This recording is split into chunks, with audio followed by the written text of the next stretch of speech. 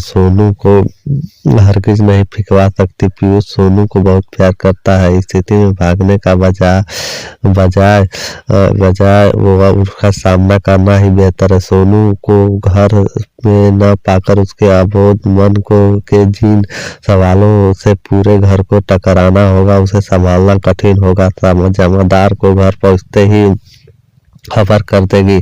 उनकी इच्छा है कि घर के बच्चे किसी तरह सोनू का अंतिम संस्कार किया जाए। आसपास के ही कहीं जमींदार में मिट्टी खुदवाकर उसे जमीन में गाड़ दिया जाए। तो बेटे सलेश को उनकी बात सुसंगत लगी तो या न लगी, उसने मालूम न कि अम्मा को बहस एक सीमा तक खींच सकती थी। तब तो वह नहीं, जब वो किसी बात को लेकर निर्णय ले चुकी हो स्थिति पहुंचता। सलेश ने कहा था उन्होंने पीयूष को समझा दिया कि तुम्हारे सोनू को जमीन में गाड़ने ले जा रहे हैं। तुम्हारे पापा नन्हे बच्चों की मौत होती है तो उन्हें जमीन में गाड़ दिया जाता है ताकि बच्चों का वहीं जन्म ले सके। ना जमीन में बच्चा पेड़ की भांति नहीं उगता, पगले वहां से किसी माँ के पेट में पहुंच जाता है, 9 महीने उस माँ के पेट में रहता है और फिर दूसरे बच्चे के रूप में जन्म लेता है। तुम सोनू के पास ही रहो, तुम्हें मोनू संभालना है। पापा के साथ जाने की जिद न करो, मेरा जन्म भी ऐसे हुआ है। शायद दादी पर सोनू पर क्यों मर गया। अमीरा जोशी ने मोबाइल से उन्होंने बेटे शैलेश को दफ्तर की खबर कर देना उचित समझा था। न जाने परेशान तविषा ने शैलेश को फोन किया हो कि वो शैलेश ने कहा था ऐसा करें कि अम्मा घर पहुंच रही हैं, आप नीचे सोसाइटी में चौकीदार को कह दें 2.5-3 पहले जमींदारों का काम निपटा नहीं एक के ऊपर भेज दे और सोनू को उठवाकर समाचार अपार्टमेंट में लगे नाले में फिकवा दे। कुत्ते बिल्ली सपाचट कर जाएंगे। गर्मी में ज्यादा देर घर में रखने से बदबू आने लगेगी। पीयूष वैसे ही बड़ी जल्दी बीमार पड़ जाता है, सावधानी बरतना जरूरी है, अम्मा ने कहा। पशु पक्षियों का छोटा सा सुंदर बगीचा बना था। मंझले ने पेड़ के डाल से नीम के पेड़ के डाल से तोते का पिंजरा लटका रखा था। जालीदार बड़े से बाकड़े में उन्होंने खरगोश पाल रखे थे। एक अन्य जालीदार बाकड़े में किस्म किस्म के रंग बिरंगे इसके घर खरगोश को तोता इतने भाई के घर आकर उसने जिद पकड़ ली, उसे भी घर में खरगोश और तोता चाहिए। तविषा सलेश ने बहुत समझा, फ्लैट में पशु पक्षी पालना कठिन है, कहाँ रखेंगे उन्हें। बालकनी में पीयूष ने जगह ढूंढ ली। तविषा ने उसकी बात काट उसे बहलाना चाहा। पूरे दिन खरगोश बाकड़े को नहीं बंद कर सकते, उन्हें कुछ समय के लिए खुला छोड़ना होगा। छोटे से घर में वो भाग दौड़ करेंगे, उसकी देखभाल कौन करेगा? दादी करेंगी। दादी पढ़ाने कॉलेज जाएंगी तो उनके पीछे कौन करेगा? स्कूल में आकर मैं कर लूंगा। सारा घर हंस पड़ा। सवाल के जवाब में देने ही होंगे। उसके दिल में गहरा दुख था। पीयूष दादी उसके दिल में दुख क्यों था? उसे अपने माँ बाप को अलग जो कर दिया गया था, किसने किया दिया था उसे?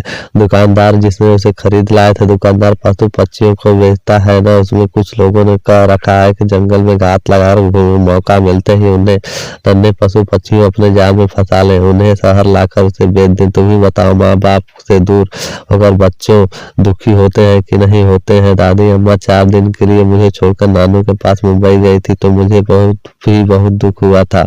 तविषा और शैलेश के संग महारानी शैलेश के मित्र बच्चे के जन्मदिन गया था और पीयूष उन लोगों को बंगले पर पिछले हिस्से में पहुंच गया था। दूसरे रोज मोनू सामान्य नहीं हो पाया। पीयूष को भी दादी ने प्ले स्कूल भेजना मुनासिब न समझा। पीयूष घर में ही रहेगा तो दोनों एक दूसरे से देख ढाढ़सा महसूस करेंगे। उन्होंने स्वयं भी कॉलेज जाना स्थगित कर दिया। सुबह मोनू ने दूध के कटोरे को छुआ तक नहीं, बगल में रखे सोनू की खाली दूध के कटोरे में रह कर सुनता रहा। बाकड़े का दरवाजा खोलते ही वो बैठक में ठीक उसी स्थान पर आकर फर्श पर सूखता रहा। मंडराने लगा जिस स्थान पर उसने सोनू का निसंदेह पड़ा हुआ देखा था। उन्हें मोनू की चिंता होने लगी। पीयूष ने तो भी दादी के मारने पर कुछ खा पी लिया। तविषा अपराध बोध में भरी हुई थी। मांडवी थी, उसने अपना स्वयं बाटा। चावल की टंकी में धुन हो रहे थे। उस सुबह उसने घूम मारने के डाबर के पारे गोलियां की शीशी खोली। चावलों में डालने के लिए शीशी का ढक्कन मड़ोड़ कर जैसे ही उसने ढक्कन को खोलना चाहा, कुछ गोलियां छिटक कर दूर जा गिरी। गोलियां बटोरने उसने टंकी में डाल दी थी, फिर भी उससे शक था। एकाध गोली को कोने कोने छूट गई होंगी। और दादी, हाँ पीयूष, हाँ दादी मोनू के साथ खेलता क्यों नहीं? बोले बेटा सोनू उससे बिछुड़ गया है, वह दुखी है, दोनों एक दूसरे के साथ रहने की आदत पड़ गई न थी। मुझे भी सोनू के जाने का दुख है दादी, क्या हम दोनों मर जाएंगे? सब लोग तब और चकित रह गए जब पीयूष ने दादी को पटाने की कोशिश की कि दादी उसके जन्मदिन पर कोई न कोई उपहार देती ही है, क्यों न क्यों उसे बारू से खरगोश और तोता लाकर देती। दादी हंसी। जन्मदिन पीयूष का आकर चला गया, जब आएगा तब आया जाएगा, लेकिन पीयूष किसी तरह का कोई असर नहीं हुआ। उसका हट न टला तो टला निस्तर। दादी ने उसे लेकर लाजपत नगर चिड़ियों की दुकान गई। तोता खरगोश में से उन्होंने पीयूष को कोई एक चीज चुनने के लिए कहा। पीयूष ने खरगोश का जोड़ा पसंद किया। तत्काल उनका नामकरण भी कर दिया। सोनू मोनू के साथ उनका घर भी खरीदा गया। जालीदार बड़ा बाकड़ा उस सादा सोसाइटी के उसके सारे हम जोली बड़ी देर तक बालकनी में डटे खरगोशों को देखते सराहते रहे। पीयूष ने भाग्य इच्छा करते हुए, ठीक है साले से कहूंगी कि वह रात को गाड़ी निकालने और हमें जंगल में ले चले। रात में ही खरगोश दिखाई पड़ते, शायद मोनू माँ बाप भी हमें दिखाई पड़ जाएंगे। दादी बोली, पीयूष दादी मैंने आपसे कहा था ना मुझे तोता भी चाहिए, कहा था ना, अब तो मुझे तोता नहीं चाहिए। दादी। मानवी ने पीयूष को सीने से भींच लिया और दनादन उसका मुख चूमने लगी। मानवी दी ने तड़प तड़प कर पीयूष के मुंह का हाथ रख दिया। डांटा, ऐसे अब कुछ नहीं बोला, क्यों बोला रहा है? पीयूष ने प्रतिवाद किया। आपने ही तो कहा था कि दादू सोनू दुख से मर गया, कहा था। उसने अपने माँ बाप को बिछोड़ने का दुख था। जंगल का उसका घर है, जंगल में उसके माँ बाप, तुम तो अपने माँ बाप के पास हो। दादी, हम मोनू को उसके माँ बाप से अलग रखेंगे तो वह मर जाएगा दुख से। मांडवी नितुर हो आई है। दादी, हम मोनू को जंगल में ले जाकर छोड़ दे तो वो हम अपने मम्मी पापा के पास पहुंच जाएगा, फिर तो वो मरेगा भी नहीं। ठीक है, देखते आगे कहानी में क्या होता है। पशु पक्षियों को पालना सही है? यदि है क्यों, यदि नहीं तो अपने विचार लिखिए। यदि पिंजरे में बंद कर है तो कैसा लगेगा, अपने विचार लिखिए। यदि जानवर क्यों थी अंडे दीदी से क्यों बात करना चाह रही थी? तविता, एक साले से फ्लैट में पशु पालना कठिन है। मोनू दूध के कटोरे में क्यों नहीं आया था? खरगोश जंगल से वापस छोड़ने से असहयोग शिकायत की जा सकती है। आज करना है जिसे करते हैं उसे आज ही सोचते हैं, कहते हैं कुछ, वो कुछ कर दिखाते हैं, वही मानते हैं जो भी सुनते हैं। सदा बाकी रही है जो मदद करता है उसी के जगत में आप ही भूलकर दूसरों की मुंह भी ताकते नहीं है। कौन सा ऐसा काम है जो जिसे करने से नमूने होते हैं, बन जाते हैं और औरों के लिए। व्योम के छूते हुए दुर्गम पहाड़ों के शिखर व घने जंगल जहाँ रहते हैं हम तक आठों पहाड़ गरजते जलराशि की उतरी हुई जललहर आग की भयानी फैली दिशाओं में लहर कपा सकती है। कभी जिसके कलेजे को नहीं भूल कभी वह ना मांगकर कर सकती है।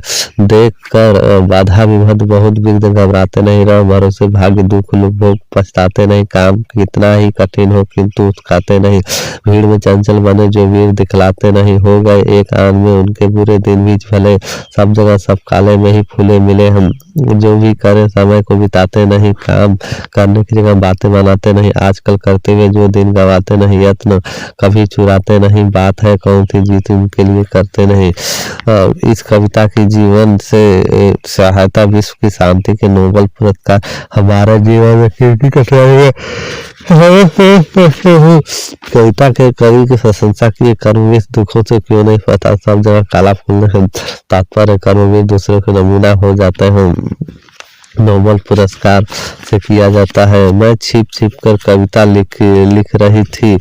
मैं छिप छिप कर कविता लिख रही थी। कविताएं थी तो मामूली, लेकिन उनमें मेरी अपनी आवाज थी। वे कविताएं तुम्हारे रीति रिवाजों के बंधनों से आजाद थी। मेरी नन्ही बेटी को छीनने के लिए मौत मेरे बहुत पास आई, उसे ले गई पर मुझे छोड़ गई। माँ बनने का दर्द मैंने उठाया पर माँ कहलाने का सुख न पा सकी। इस हादसे को भी पार किया, फिर मैं से जुट गई। जेवर आज 15 साल हुए ब्याह को, तब तक हमारे साथ रहे, अब तक चिट्ठी लिखने का मौका नहीं मिला। तुम्हारे घर की मझली बहू जगन्नाथपुरी आई थी, तीर्थ करने आई तो जान की दुनिया और भगवान के साथ मेरा एक और माता भी है, इसलिए आज चिट्ठी लिखने का साहस कर रही हूँ। इसलिए मझली बहू की चिट्ठी न समझना। वह दिन याद आता है जब तुम लोग मुझे देखने आए थे। मुझे 12वां साल लगा था, सुदूर गांव में हमारा घर था। पहुंचने में कितनी मुश्किल हुई, तुम सबको मेरे मेरे घर के लोग आ भगत करते करते हैरान हो गए। विदाई करूं धुन गूंज उठी, मैं मछली बहू बनकर तुम्हारे घर आई। सभी औरतों को नई दुल्हन को जांच परख कर देखा, सबको मानना पड़ा बहुत सुंदर है। मैं सुंदर हूँ तो ये तुम लोग जल्दी से भूल जाओ, ये बुद्धि है, यह बात तुम लोग चाहकर भी ना भूल सकोगे। माँ कहती थी औरतों के लिए तेज दिमाग भी एक भला है, लेकिन मैं क्या करूँ, लोग उठते बैठते क्या कहते हैं बहुत तेज है, तो लोग बुरा भला कहते थे और मैं माफ कर दिया करती थी।